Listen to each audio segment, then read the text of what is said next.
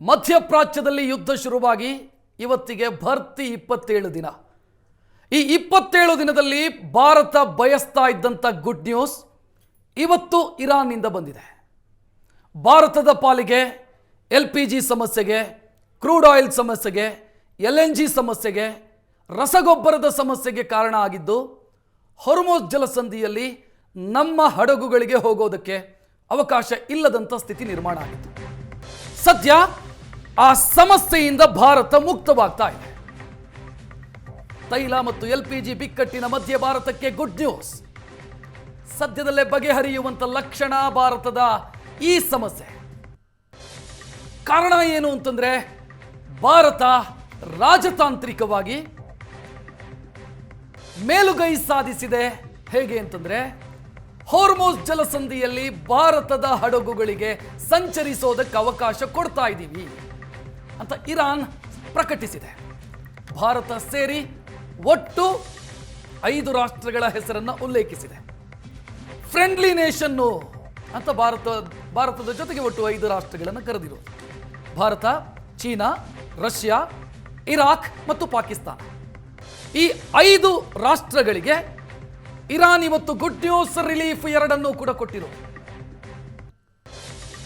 Iran ಹೇಳ್ತಾ ಇದೆ safe passage ಸಿಗತ್ತೆ ಭಾರತದ ಹಡಗುಗಳಿಗೆ. ಸೇಫ್ ಪ್ಯಾಸೇಜ್ ಅಂತಂದ್ರೆ ಏನು?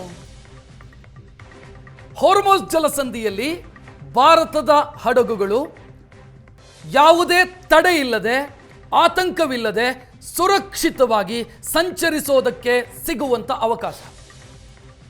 ಹೊರ್ಮುಜ್ ಜಲಸಂಧಿಯಲ್ಲಿ ಭಾರತದ ಹಡಗುಗಳು ತೈಲ ಹೊತ್ತು ಬರುವಂತ, ಕ್ರೂಡ್ ಆಯಿಲ್ ಹೊತ್ತು ಬರುವಂತ ಹಡಗುಗಳು, LPG ಹೊತ್ತು ಬರುವಂತ ಹಡಗುಗಳು, LNG, ರಸಗೊಬ್ಬರ ಸೇರಿ ಎಲ್ಲ ಹಡಗುಗಳು, ಸದ್ಯ ಅತಂತ್ರ ಸ್ಥಿತಿಯಲ್ಲಿ ಸಿಲುಕಿರುವಂತ ಹಡಗುಗಳು ಪಾಸ್ ಆಗೋದಕ್ಕೆ ಅವಕಾಶ ಇದೆ. ಯಾವುದೇ ರೀತಿಯಲ್ಲಿ ತೊಂದರೆ ಇಲ್ಲ ಅಂತ ಇರಾನ್ನ ವಿದೇಶಾಂಗ ಸಚಿವರ ಹೇಳಿಕೆಯನ್ನ ಉಲ್ಲೇಖಿಸಿ ಇರಾನ್ನ ಅಧಿಕಾರಿಗಳು ಟ್ವೀಟ್ ಮಾಡಿದ್ದಾರೆ, ಸ್ಪಷ್ಟಪಡಿಸಿದ್ದಾರೆ. ಈ ಪ್ಯಾಸೇಜಿಗೂ ಮೊದಲೇ ಭಾರತದ 1-2 ಹಡಗುಗಳು ಬಂದಿತ್ತು ಆಲ್ರೆಡಿ. ಇವತ್ತೊಂದು ಬರ್ತಾ ಇದೆ, ನಾಳೆ ಮತ್ತೊಂದು ತಲುಪ್ತಾ ಇದೆ. ಭಾರತದ ವಿದೇಶಾಂಗ ನೀತಿಗೆ, ರಾಜತಾಂತ್ರಿಕತೆಗೆ ಸಿಕ್ಕಿರುವಂತ ಯಶಸ್ಸಿದು. ಇದರ ಹಿಂದೆ ಬಹಳಷ್ಟು ಪ್ರಯತ್ನಗಳಾಗಿದೆ. ಇರಾನ್ ಈ ನಿರ್ಧಾರವನ್ನು ತೆಗೆದುಕೊಳ್ಳಬೇಕು ಅಂತಾದ್ರೆ ಭಾರತ ಹಲವು ಸುತ್ತಿನ ಪ್ರಯತ್ನವನ್ನ ಮಾಡಿದೆ. ಪ್ರಧಾನಿ ನರೇಂದ್ರ ಮೋದಿ ಇರಾನ್ನ ಅಧ್ಯಕ್ಷರ ಜೊತೆಗೆ ಮಾತನಾಡಿದ್ದಾರೆ. ವಿದೇಶಾಂಗ ಸಚಿವ ಜೈಶಂಕರ್, ಅಲ್ಲಿನ ವಿದೇಶಾಂಗ ಸಚಿವರು ಅಬ್ಬಾಸ್ ಅರಾಗ್ಚಿ ಅವರ ಜೊತೆಗೆ ಮಾತನಾಡಿದ್ದಾರೆ. ಜೊತೆಗೆ ಬೇರೆ ಬೇರೆ ರೀತಿಯ ಪ್ರಯತ್ನಗಳಾಗಿದೆ. ಇರಾನ್ನ ಹಡಗೊಂದು ಭಾರತದಲ್ಲಿ ಸಮಸ್ಯೆಗೆ ಸಿಲುಕಿ, ಅಂದ್ರೆ ಅಮೆರಿಕದ ದಾಳಿಯ ಆತಂಕಕ್ಕೆ ಸಿಲುಕಿ ಅತಂತ್ರ ಸ್ಥಿತಿಯಲ್ಲಿದ್ದಾಗ ಇರಾನ್ನ ಹಡಗಿಗೆ ಸೇಫ್ಟಿ ಕೊಟ್ಟಿದ್ದು ಭಾರತ. ಅಂದ್ರೆ ಇರಾನ್ನ ಹಡಗನ್ನ ಕೊಚ್ಚಿಯ ಬಂದರಲ್ಲಿ ಲಂಗರು ಹಾಕೋದಕ್ಕೆ ಅವಕಾಶ ಕೊಡ್ತು ಭಾರತ. ಅದರಲ್ಲಿದ್ದಂಥ ನಾವಿಕರಿಗೂ ಕೂಡ ಸುರಕ್ಷತೆಯನ್ನ ಖಾತರಿಪಡಿಸಿತು ಭಾರತ.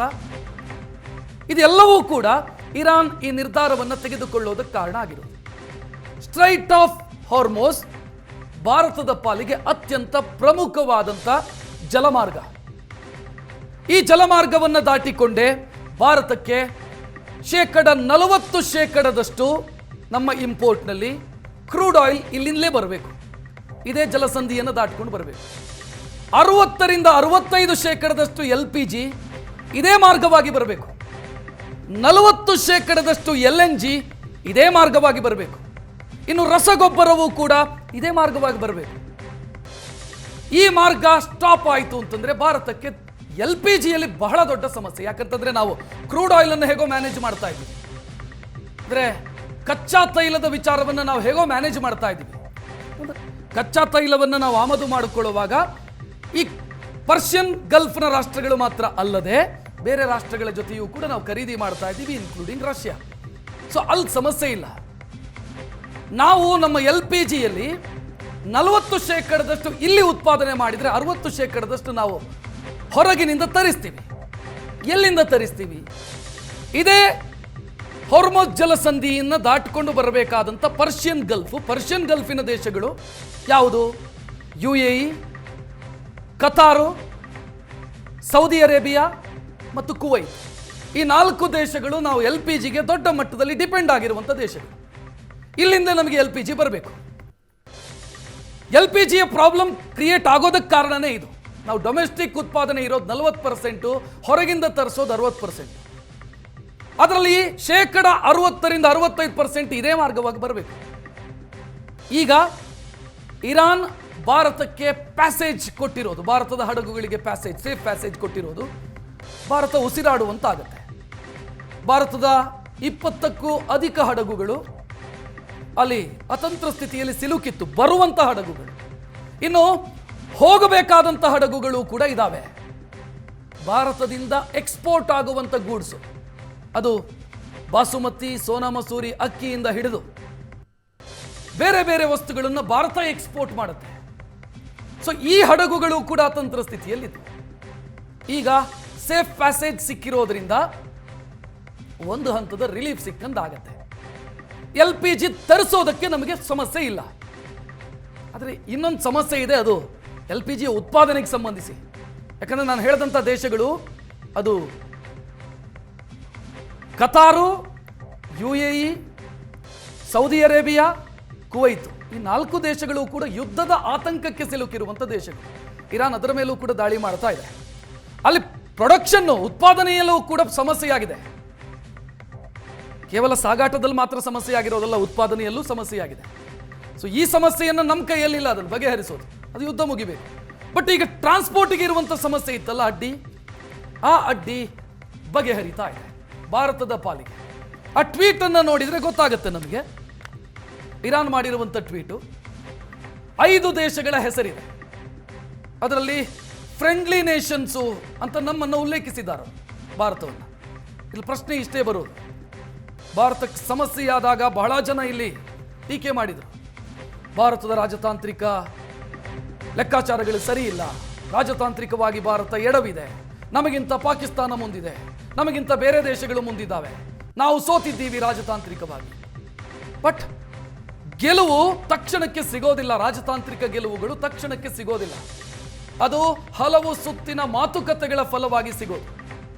ಸೊ ಈಗ 27ನೇ ದಿನ ಭಾರತಕ್ಕೆ ಗುಡ್ ನ್ಯೂಸ್ ಇರಾನ್ನಿಂದ ಬಂದಿದೆ. ನಾನು ಈಗಾಗಲೇ ಒಂದಿಷ್ಟು ಡೀಟೇಲ್ ಹೇಳಿದೆ. ಈ ಪ್ಯಾಸೇಜಿಗೂ ಮೊದಲೇ ಇರಾನ್ ಅಲೋ ಮಾಡಿತ್ತು ಭಾರತದ ಕೆಲ ಹಡಗುಗಳಿಗೆ. ಅದು ನಮ್ಮ ಶಿಪ್ಪಿಂಗ್ ಕಾರ್ಪೊರೇಷನ್ಗೆ ಸೇರಿದಂಥ ಶಿವಾಲಿಕ್, ನಂದಾದೇವಿ ಭಾರತಕ್ಕೆ ಬಂದಾಯಿತು. ಆ ನಂತರ ಇವತ್ತು ಮತ್ತು ನಾಳೆ ಮತ್ತೆರಡು ಹಡಗುಗಳು ಬರ್ತಾ ಇದ್ದಾವೆ. ಇವತ್ತು ಗುಜರಾತಿಗೆ ಒಂದು ಹಡಗು, ನಾಳೆ ಮಂಗಳೂರಿಗೆ ಮತ್ತೊಂದು ಹಡಗು ಬಂದು ತಲುಪ್ತಾ ಇದೆ.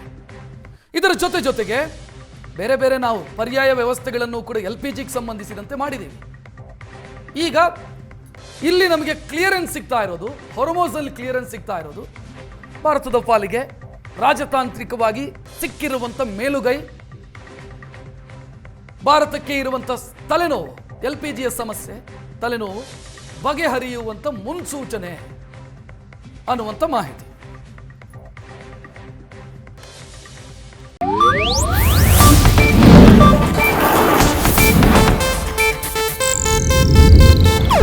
ಇದು ಏಷ್ಯಾನೆಟ್ ನ್ಯೂಸ್ ನೆಟ್ವರ್ಕ್ ಪ್ರಸ್ತುತಿ.